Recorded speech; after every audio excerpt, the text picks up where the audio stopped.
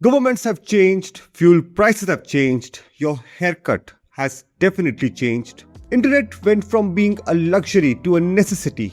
We went from Nokia 1100s to folding smartphones. India changed in every possible way. And through all of it, one car just kept showing up. New face, same soul, generation after generation. Middle class families stretched their budgets to own it. Corporate employees dreamed about upgrading to it. In a country that operates on chai, cricket, and heated opinions, somehow for the past almost 30 years, one car has managed to keep its relevance intact. मैं हूं संग्राम and this is the legend of Honda City. It was about 80 years ago when Soichiro Honda started it all. The Honda company of today started off as a humble vehicle parts manufacturer called Tokai Seiki. But World War II changed everything. Through Tokai Seiki, Soichiro Honda was working with Toyota, supplying them with parts. When World War II happened, Tokai Seiki went under the control of Ministry of Commerce and Technology. When World War II started, Tokai Seiki went under the control of Ministry of Commerce and Industry. Toyota ended up taking a 40% stake in the company, so Soichiro Honda was demoted from president to senior managing director. Dark clouds were looming over Tokai Seiki and more bad news was coming. The World War ended up destroying the Yamashita plant and the Itawa plant collapsed in 1945 during the Mikawa earthquakes. During these times of distress, Soichiro Honda did not sit back and contemplate. He did not fall into depression. He did not go into a midlife crisis. Rather, he got up, he sold off all the salvageable parts of the company to Toyota and founded Honda in October 1946. Honda started off as a motorcycle manufacturer and by 1964 it had become the largest manufacturer of motorcycles in the world. It was only a year before in 1963 that Honda released the T360 pickup truck followed by the S500 which became Honda's first ever production car. And this time it wasn't a plant that was blowing up. It was Honda itself. It was in 1981 that Honda introduced the first Honda City. The first generation of the Honda City was nothing like the car that we know of today. It was an innovative tall boy design for comfortably seating 4 adults in a compact sized car. The story of Honda City in India starts in 1995. Honda Cars India Limited set up their first manufacturing plant in Greater Noida and by 1998, the first Honda City had rolled out for the public. The streets at this time were still filled with Marutis, but now there was Japanese engineering on the menu. And the ingredients included a 1.5 litre VTEC that produced 106 brake horsepower, 0 to 100 in about 10 seconds. I don't even need to explain how impressive these numbers were back in 1998. It was priced at around 7 to 8 lakhs, which back then was serious money, but people were still buying it because nothing else on the road felt like this.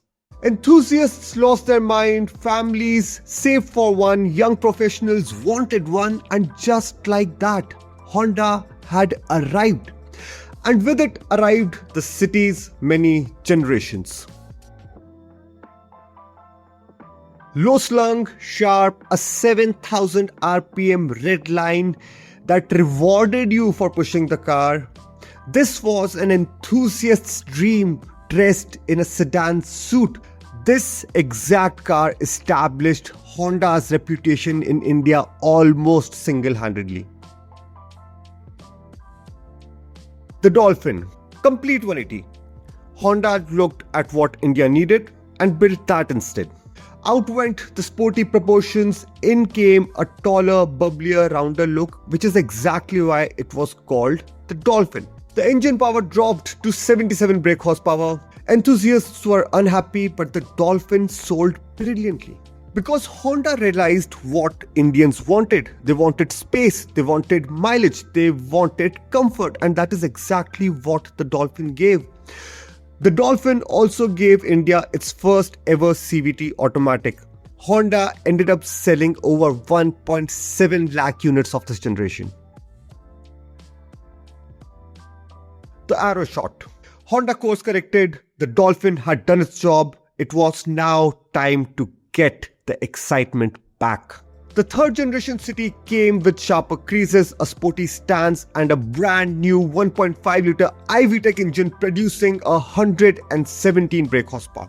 ABS and dual airbags became standard across all variants. This also gave India its first sunroof.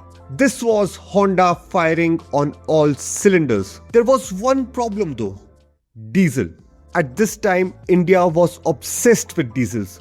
Everyone wanted a diesel, the city did not have one. But even without the diesel, they sold almost 2 lakh units of this car in peak diesel India, which shows exactly how much trust the brand had gained by then.